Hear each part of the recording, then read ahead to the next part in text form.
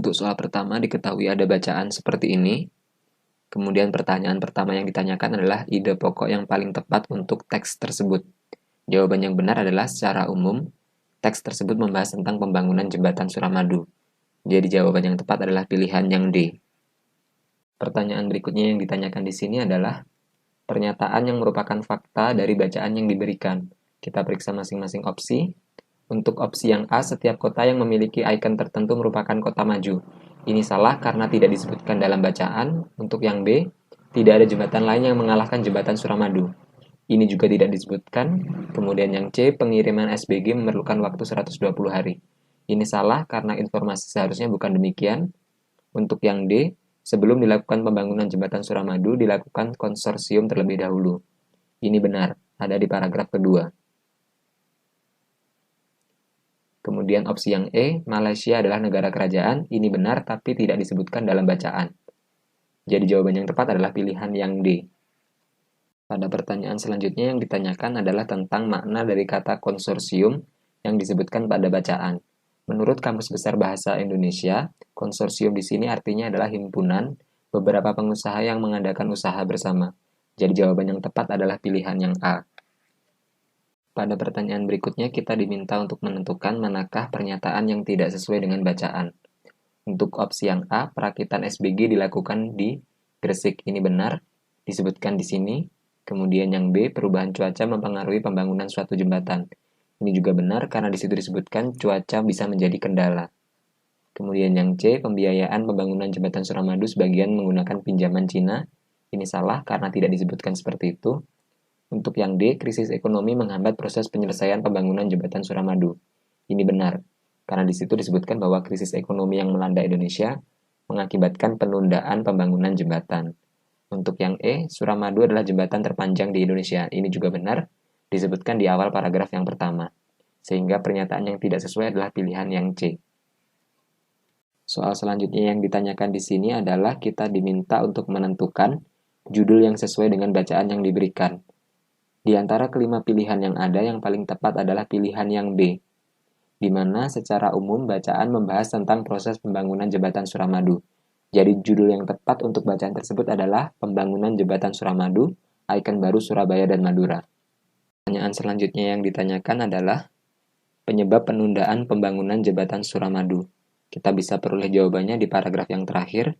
Di situ disebutkan bahwa krisis ekonomi yang melanda Indonesia menjadi penyebab pembangunan jembatan tersebut tertunda. Jadi jawaban yang tepat adalah pilihan yang E, terjadinya krisis keuangan menyebabkan penundaan pembangunan jembatan Suramadu. Pertanyaan berikutnya yang ditanyakan adalah, apa peranan negara Cina dengan proses pembangunan jembatan Suramadu? Jawabannya ada di paragraf yang kedua. Di situ disebutkan bahwa peranan penting dalam pembangunan jembatan Suramadu adalah perusahaan konstruksi dari Cina, di mana proses pembuatan alas jembatan, yaitu SBG, dilakukan di Cina. Jadi jawaban yang tepat adalah pilihan yang C. Salah satu perusahaan konstruksi Cina adalah pembuat alas jembatan. Untuk selanjutnya, diberikan teks baru, di mana pertanyaan pertama yang ditanyakan adalah masalah utama yang dibahas pada paragraf tersebut. Secara umum, paragraf-paragraf tersebut membahas tentang sabotase jaringan. Jadi jawaban yang benar adalah pilihan yang C. Pertanyaan selanjutnya adalah, dari cerita di atas disimpulkan bahwa gangguan yang dapat membuat www tidak dapat memberi informasi adalah server. Jawabannya bisa diperoleh di paragraf pertama. Di situ disebutkan bahwa manajer situs informasi tertegun melihat komputer servernya mogok akibat kewalahan melayani ratusan ribu permintaan data yang menyerbu sekaligus. Jadi pilihan yang tepat adalah yang E, yaitu server beban kerjanya melampaui kapasitas. Pertanyaan selanjutnya adalah, apa yang membuat para ahli network menyadari bahwa ada sabotase? Jawabannya ada di paragraf yang kedua. Di situ disebutkan bahwa baru beberapa jam kemudian para insinyur di perusahaan, lab pertahanan maupun universitas mulai mencurigai bahwa banjir lalu lintas itu tidak normal. Gejalanya tampak dari paket data yang membanjiri jaringan kerja ini terus-menerus berubah alamat sumbernya. Jadi, mereka menyadari adanya sabotase karena asal alamat sumber berita berubah-ubah. Jadi, jawaban yang benar adalah yang E. Berikutnya, Barr mengatakan bahwa ancaman bom info sedahsyat ancaman bom nuklir. Sebab kita bisa melihat jawabannya pada paragraf yang keempat. Di situ disebutkan bahwa Geoffrey Barr mengatakan bahwa uploading, menuang paket data khusus cacing ke network komputer, dapat melumpuhkan ekonomi dan pertahanan suatu negara. Jadi bahaya dari bom info ini dapat melumpuhkan kehidupan negara. Jadi jawaban yang tepat adalah yang A. Pertanyaan selanjutnya adalah, siapa peserta pelatihan Molander tentang perang cyber? Di paragraf keempat disebutkan bahwa peserta pelatihan dipilih di antara lembaga keamanan, pemerintah, dan industri pertahanan. Jadi jawaban yang tepat adalah A. Pesertanya adalah dari lembaga industri pertahanan.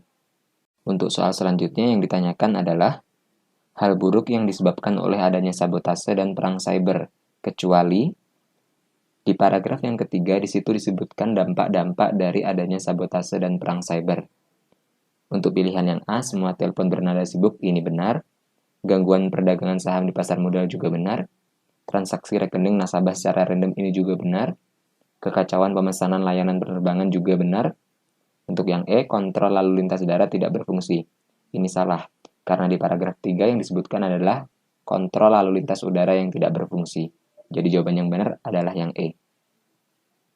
Pada pertanyaan selanjutnya, kita diminta untuk menentukan manakah pernyataan yang tidak sesuai dengan bacaan yang diberikan. Untuk opsi yang A, pengguna internet di Maryland adalah yang pertama kali terdampak. Ini benar dan disebutkan di paragraf yang pertama. Untuk yang B, sumber data yang mengganggu tidak berasal dari Amerika. Ini juga benar, karena dia berasal dari suatu tempat di Eropa Timur. Kemudian yang C, Geoffrey Barr adalah seorang analis senior di Pentagon. Ini salah, karena Geoffrey Barr adalah seorang pakar teknologi. Untuk yang D, peserta pelatihan memberikan saran dalam jangka waktu 5 menit untuk mengatasi serangan cyber. Ini benar dan disebutkan di paragraf yang keempat. Untuk yang E, pelatihan Molander kurang efektif dalam menyelesaikan masalah. Hal ini benar karena di situ disebutkan pelatihan tersebut lebih banyak menimbulkan pertanyaan daripada memecahkan masalah. Jadi, pernyataan yang tidak sesuai adalah yang C. Berikutnya kita misalkan ada 5 kotak yang menyatakan urutan mereka mandi. Seperti ini. Pada soal ini diketahui bahwa Karim mandi di urutan keempat. Jadi ini adalah Karim. Yang ditanyakan adalah siapa yang mandi terakhir. Padahal pada pernyataan sebelumnya diketahui bahwa Lukas selalu lebih akhir daripada Karim. Jadi Karim dulu kemudian Lukas. Jadi yang terakhir ini sudah pasti Lukas. Jawaban yang tepat adalah pilihan yang C, Lukas mandi terakhir. Selanjutnya diketahui ada 4 orang anak yang bersaudara, yaitu Andra bersaudara dengan Bella, kemudian Chandra bersaudara dengan Dina. Di mana 2 diantaranya ada yang berkacamata. Diketahui bahwa Dina tidak berkacamata, jadi bukan Dina. Kemudian anak perempuan yang berkacamata, jadi sudah pasti Bella, adalah penggemar voli, jadi Bella menyukai voli. Kemudian ternyata saudaranya menyukai basket, jadi Andra menyukai basket. Jadi ada 1 orang lagi yang memakai kacamata dan ternyata disebutkan di sini 2 orang berkacamata, salah satunya menyukai badminton. Sehingga tidak mungkin Andra yang berkacamata, tetapi Chandra yang berkacamata. Dan dia menyukai badminton. Sehingga Dina di sini menyukai baseball. Untuk pertanyaan di sini, Dina menyukai olahraga, jawabannya adalah baseball, pilihan yang D. Soal selanjutnya yang ditanyakan adalah, Andra menyukai olahraga apa? Dari ilustrasi pada soal sebelumnya diketahui bahwa Andra menyukai basket. Jadi jawaban yang tepat adalah pilihan yang A. Berikutnya diketahui ada 5 pohon beringin, di mana masing-masing pohon berukuran sama dengan penampangnya berbentuk lingkaran. Dengan diameternya adalah 140 cm. Kemudian Ardan akan mengikat tiap pohon tersebut dengan menggunakan pita. Kita diminta untuk menentukan panjang pita minimal agar dapat mengikat kelima pohon tersebut.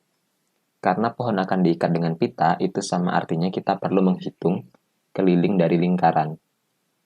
Di mana keliling dari lingkaran bisa diperoleh dengan perkalian pi dengan diameter.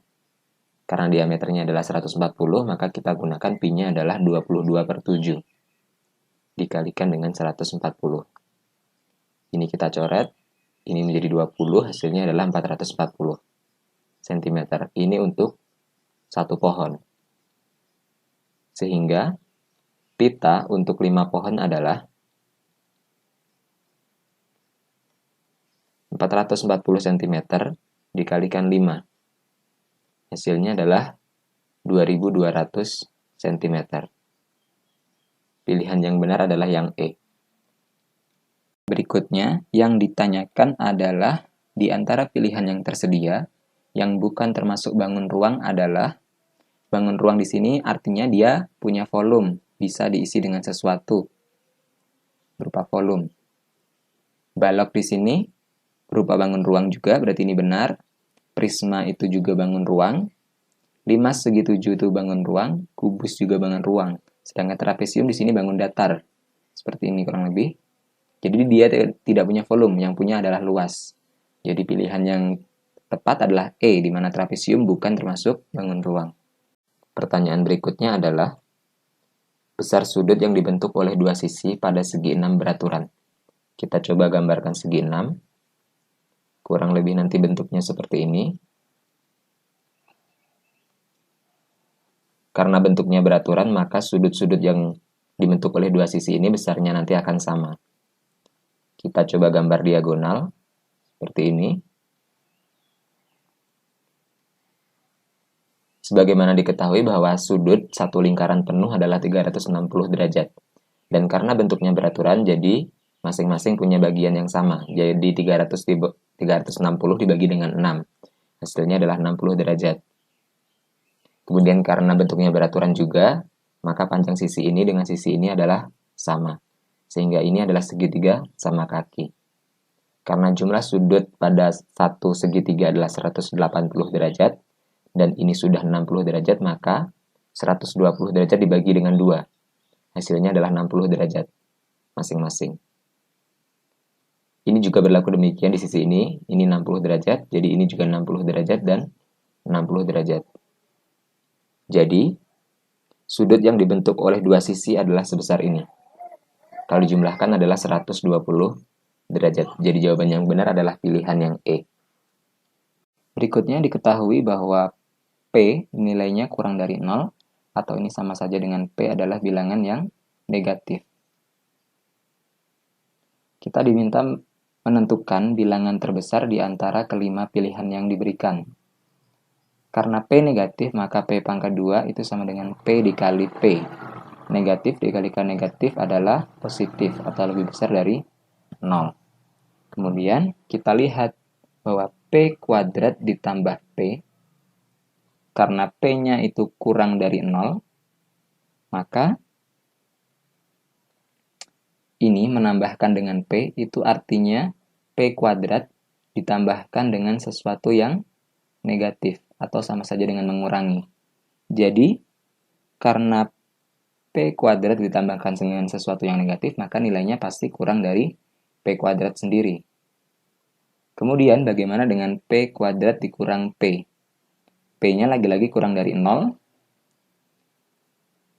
Karena ini kurang dari 0 dan ketemu negatif, maka ini sama saja dengan menambahkan sesuatu yang positif. P kuadrat ditambahkan sesuatu yang positif, maka nilainya pasti lebih besar dari P kuadrat. Jadi, diperoleh bahwa dari dua ini bisa kita tuliskan bahwa P kuadrat plus P kurang dari P kuadrat kurang dari P kuadrat min P. Dari urutan ini diketahui yang terbesar adalah P kuadrat min P. Jadi pilihan A salah, pilihan B juga salah. Kandidat pertama adalah yang C. Kemudian kita periksa pilihan D dan E. D adalah P min P kuadrat. Ini kurang dari 0, ini lebih besar dari 0.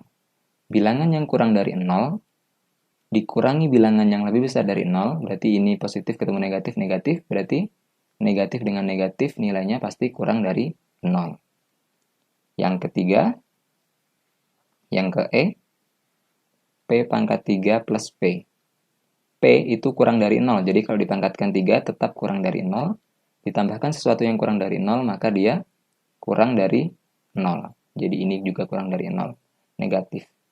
Padahal ini tadi nilainya positif. Jadi antara ini dengan kedua pilihan D dan E, jelas dia yang paling besar. Maka jawaban yang tepat adalah yang C. Pada soal selanjutnya kita diminta untuk menentukan digit terakhir dari penjumlahan bilangan ini. Kita perhatikan bahwa 1 faktorial itu sama dengan 1, jadi digit terakhirnya adalah 1, kemudian 2 faktorial adalah 2 kali 1, di mana digit terakhirnya adalah 2. Jadi kita lihat angka terakhirnya saja. 3 faktorial itu sama dengan 3 kali 2 kali 1, di mana digit terakhirnya adalah 6. Kemudian 4 faktorial sama dengan 4 kali 3 kali 2 kali 1, yaitu 6 kali 4 adalah 24. Kita ambil digit terakhirnya saja, yaitu 4. Kemudian 5 faktorial sama dengan 5 kali 4 kali 3 kali 2 kali 1. Di mana ini ada 5 dan ada 2. Jadi dia pasti kelipatan 10. Angka terakhirnya adalah 0. 6 faktorial sama dengan 6 kali 5 kali 4 kali 3 kali 2 kali 1. Lagi-lagi karena ada 5 dan 2, maka dia pasti kelipatan 10. Jadi digit terakhirnya juga 0. Demikian juga 7 faktorial, 8 faktorial, dan 9 faktorial. Di mana digit terakhir semuanya adalah 0. Jadi ketika yang ditanyakan adalah digit terakhir dari penjumlahan mereka, maka kita jumlahkan dan kita ambil digit terakhirnya saja. 3 tambah 6, 9, tambah 4 adalah 13. Jadi digit terakhirnya adalah 3. Jawaban yang benar adalah pilihan yang D.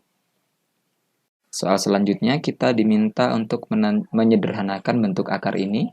Kita jabarkan. Ini menjadi akar 1 ditambah 0,69 adalah 1,69 dikurangi dengan 1 dikurangi 0,91 adalah 0,09. Tambah ada 1,96. Kita hitung masing-masing. Akar dari 1,69 adalah 1,3. Sedangkan akar dari 0,09 adalah 0,3. Dan akar dari 1,96 itu nilainya adalah 1,4. Ini kita hitung, ini menjadi akar 1 ditambah 1,4. Akar 1 adalah 1, jadi tinggal 1 ditambah 1,4. Hasilnya adalah 2,4. Jadi pilihan yang benar adalah yang C. Selanjutnya kita akan menentukan nilai A dan B yang memenuhi persamaan ini. Kita jumlahkan dulu bilangan yang ada di dalam akar dengan menyamakan penyebutnya. Yaitu 0,01 per 3 ditambah 0,01 per 6 ditambah 0,01 per 9 ditambah 0,01 per 12. Di mana KPK dari 3, 6, 9, dan 12 adalah 36. Jadi kita samakan penyebutnya sama dengan 36 semua. Seperti itu. Kemudian, yang pertama ini, agar menjadi 36 adalah dikalikan 12. Jadi 0,01 kali 12 adalah 0,12. Ditambah ini dikalikan 6 berarti 0,06. 9 supaya jadi 36 dikalikan 4 jadi 0,04. Kemudian ini dikali 3 sehingga 0,03. Jika dijumlahkan adalah 0,25 per 36. Sehingga A per B sama dengan akar dari 0,25 per 36. Sama dengan akar dari 0,25 dibagi akar 36. Yaitu ini adalah 0,5 per 6. Jadi nilai A adalah 0,5 dan nilai B adalah 6. Jadi A kali B sama dengan 0,5 kali 6. Hasilnya adalah 3. Jawaban yang benar adalah pilihan yang C. Soal selanjutnya kita diminta untuk menentukan nilai dari X min Y, di mana X adalah bilangan seperti ini, Y adalah bilangan seperti ini. Kita terlebih dahulu mencari nilai X dan Y. Kita jabarkan masing-masing bilangan yang ada di dalam kurung. X sama dengan, ini ketika diubah menjadi pecahan biasa adalah 3 kali 1, 3, tambah 1, 4. Jadi 4 per 3. Dikalikan dengan, ini menjadi 5 per 4. Dikalikan dengan 6 per 5. Dan seterusnya, sampai yang paling belakang adalah 2019 kali 1, 1. Ditambah 1 berarti 2020 per 2019. Sedangkan yang Y juga demikian. 2 ini diganti dengan 6 per 3. Jadi ini menjadi 6 dikurang 2, hasilnya adalah 4 per 3. Yang berikutnya, 2 kali 4, 8. 8 dikurang 3, 5 per 4. Ini juga demikian diperoleh 6 per 5. Dan seterusnya, yang paling belakang adalah 2019 dikali 2 adalah 4038, dikurang 2018 adalah 2020 per 2019. Ternyata diperoleh bahwa X sama dengan Y. Nilainya sama, masing-masing pecahannya. Jadi, nilai dari X min Y adalah 0. Pilihan yang tepat adalah yang A. Pada soal berikutnya, kita mempunyai segitiga siku-siku. Kita gambarkan seperti ini. Di mana sisi miringnya adalah 17, dan salah satu sisi adalah 8. Kemudian diketahui bahwa luas persegi itu sama dengan luas segitiga. Untuk menentukan luas segitiga, maka kita perlu mencari tahu sisi ini. Kita misalkan dengan X, dengan menggunakan teorema Pitagoras, maka berlaku 17 pangkat 2 sama dengan 8 pangkat 2 ditambah X pangkat 2. Di mana ini adalah 289 sama dengan 64 ditambah X pangkat 2. Jadi X pangkat 2 sama dengan 289 dikurang 64, yaitu 225. Sehingga X adalah akar dari 225, yaitu 15. Jadi ini adalah 15. Kemudian, luas persegi adalah sisi kali sisi. Dan luas segitiga adalah setengah alas kali tinggi. Di mana alasnya adalah 15 dan tingginya adalah 8. Jadi sama dengan 120 dibagi 2. Sama dengan 60. Yang ditanyakan adalah panjang sisi persegi. Jadi diperoleh sisi pangkat 2 adalah 60. Jadi sisi sama dengan akar dari 60. Ini sama dengan akar dari 4 kali 15, di mana akar 4 adalah 2. Jadi sisinya adalah 2 akar 15. Jawaban yang benar adalah pilihan yang D. Berikutnya diketahui bahwa total karyawan disimbolkan dengan N adalah 400. Yang naik motor ada 30%. Jadi 30 per 100 dari 400. Sama dengan, ini kita coret menjadi 120. Yang naik mobil ada 10%. Jadi 10 per 100 kalikan 400 sama dengan 40 orang. Jadi yang sudah diangkut pertama ada 160 orang. Sisanya adalah 400 dikurangi 160 sama dengan 240 orang. Di mana 240 orang nanti akan naik bus atau jalan kaki. Ternyata yang bisa diangkut dengan bus itu hanya 40% dari sisa. Jadi 40 per 100 dari 240 orang. Kita coret ini, 02 ini. Sisanya jadi 4 kali 24. Sama dengan 96 orang. Jadi yang berjalan kaki adalah sisa dari yang tidak terangkut bus. Ada 240 orang dikurangi dengan 96 orang. Hasilnya adalah 144 orang. Jadi banyak yang berjalan kaki adalah 144 orang. Pilihan yang benar adalah yang C. Pada soal berikutnya diketahui ada segitiga siku-siku. Kita gambarkan seperti ini. Di mana perbandingan sisi miring dan salah satu sisi adalah 5:3. Kita bisa memisalkan sisi miringnya adalah 5x dan sisi satunya adalah 3x. Kita perlu mencari tahu sisi yang lain. Kita misalkan dia Y. Dengan menggunakan teorema Pitagoras, maka berlaku 5x pangkat 2 sama dengan 3x pangkat 2 ditambah y pangkat 2. Ini adalah 25x pangkat 2. Ini menjadi 9x pangkat 2 ditambah y pangkat 2. Jadi y pangkat 2 sama dengan 25x pangkat 2 min 9x pangkat 2. Sama dengan 16x pangkat 2.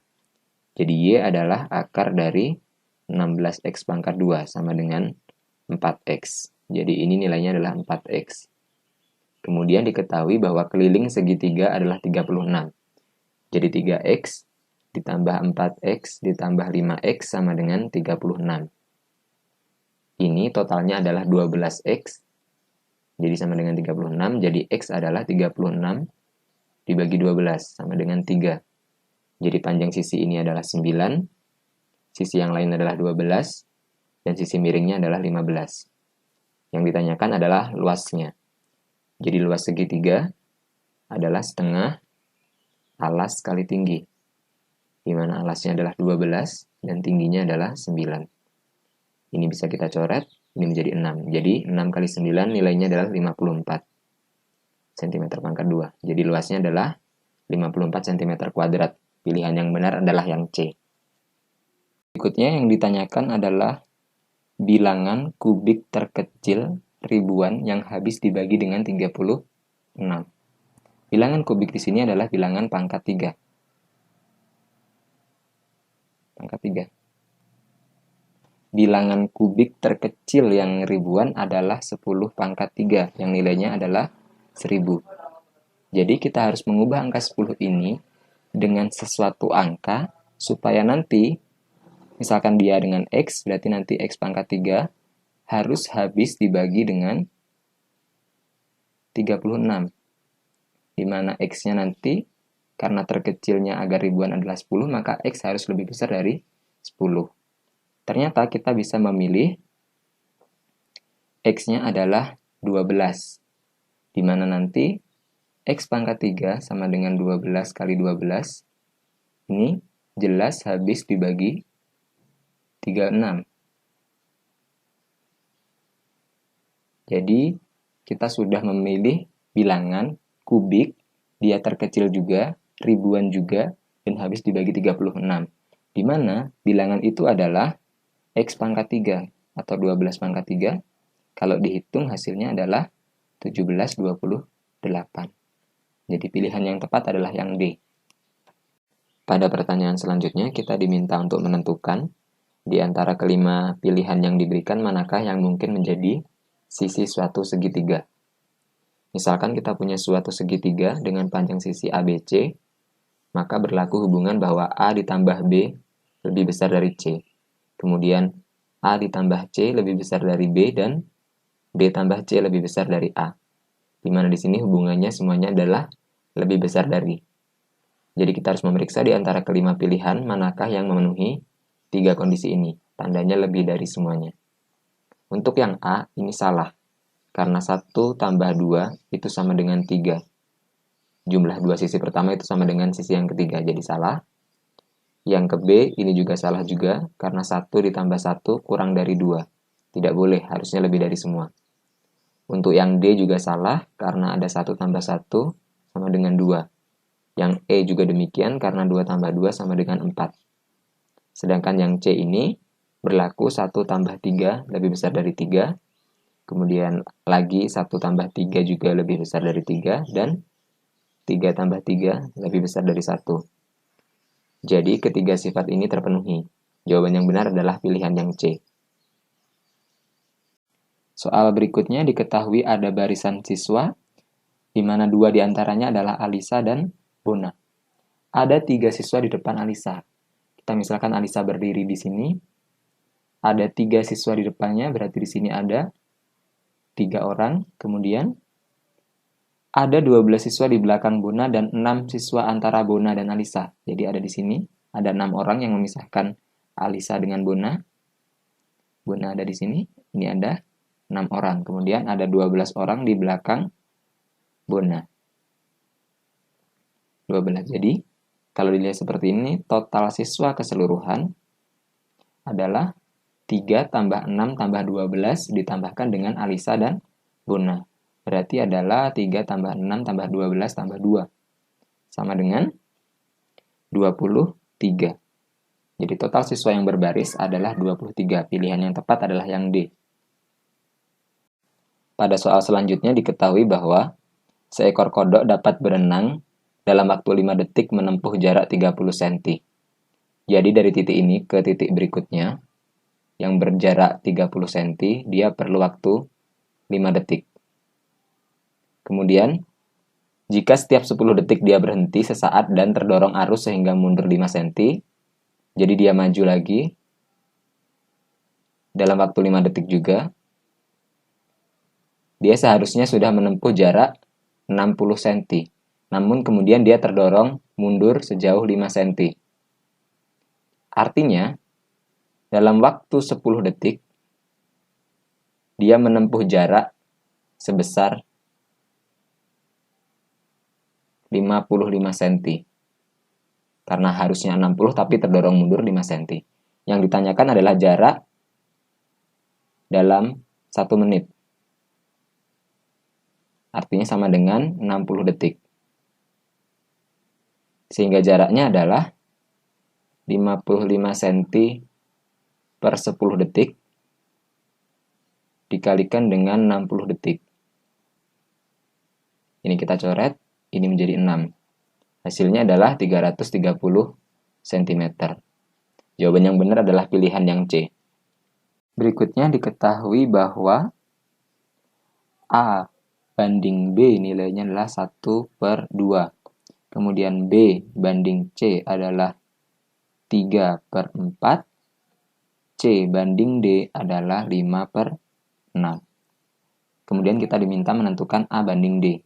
Bentuk ini bisa kita tuliskan dengan A sama dengan setengah B. Yang ini B sama dengan 3/4 C. Yang terakhir C sama dengan 5/6 D. Jadi kita substitusi ini ke sini menjadi B sama dengan 3/4 kalikan dengan 5/6 D. Hasilnya adalah, ini kita coret, ini 2, 5/8 D. Kemudian yang ini kita substitusikan ke persamaan pertama. Menjadi A sama dengan awalnya setengah B. B-nya kita ganti dengan 5/8 D. Jadinya setengah kalikan 5/8 D. Hasilnya adalah 5/16 D. Ini bisa kita susun ulang menjadi A per D sama dengan 5/16. Jadi perbandingan A dengan D adalah 5 dibandingkan dengan 16. Pilihan yang benar adalah yang C. Pada soal selanjutnya diketahui ada sistem persamaan seperti ini. Kita diminta untuk menentukan hasil penjumlahan A, B, dan C. Dengan menjumlahkan ketiga persamaan di atas diperoleh A plus B plus C ditambah B plus C per 2 ditambahkan dengan A plus C per 2 ditambahkan A plus B per 2 sama dengan 1 tambah 2 tambah 3 adalah 6. Di mana di sini A plus B plus C kita tulis ulang ditambahkan dengan kita jumlahkan ini semua karena penyebutnya sudah sama semua. Jadi ada 2A ditambah 2B ditambah 2C per 2 sama dengan 6. Ini menjadi A plus B plus C ditambah dibagi dengan 2 semua menjadi A plus B plus C sama dengan 6. Ini menjadi 2 kalikan A plus B plus C sama dengan 6. Jadi A plus B plus C nilainya adalah 6/2, yaitu sama dengan 3. Jadi jawaban yang benar adalah pilihan yang B. Berikutnya diketahui pada awalnya tangki motor terisi X liter bensin. Jadi pada awalnya isinya adalah X liter. Kemudian, setiap 10 km menghabiskan Y liter. Jadi 10 km perlu sebanyak Y liter bensin. Kemudian diketahui lagi bahwa Andi naik motor dengan kecepatan Z. Jadi kecepatannya adalah Z km per jam. Dan waktu tempuhnya adalah 2 jam. Jadi kita perlu mencari tahu jarak yang sudah ditempuh Andi itu berapa. Jarak itu diperoleh dari perkalian kecepatan dengan waktu. Sama dengan Z km per jam dikalikan dengan 2 jam. Diperoleh jarak yang ditempuh Andi adalah 2Z km. Karena 10 km perlu Y liter, maka kita harus mencari tahu 2Z km perlu berapa. 2Z, berarti total bensin dulu. 2Z km dikalikan dengan Y liter itu bisa digunakan untuk 10 km. Maka total bensin yang dia habiskan adalah sebesar 2ZY per 10 liter. Atau ini sama saja dengan ZY per 5 liter. Jadi selama perjalanan dia perlu bensin sebanyak ini. Jadi sisa bensin adalah awalnya adalah X dikurang dengan yang sudah dihabiskan, ZY per 5 liter. Ini jawabannya. Jadi pilihan yang benar adalah yang D.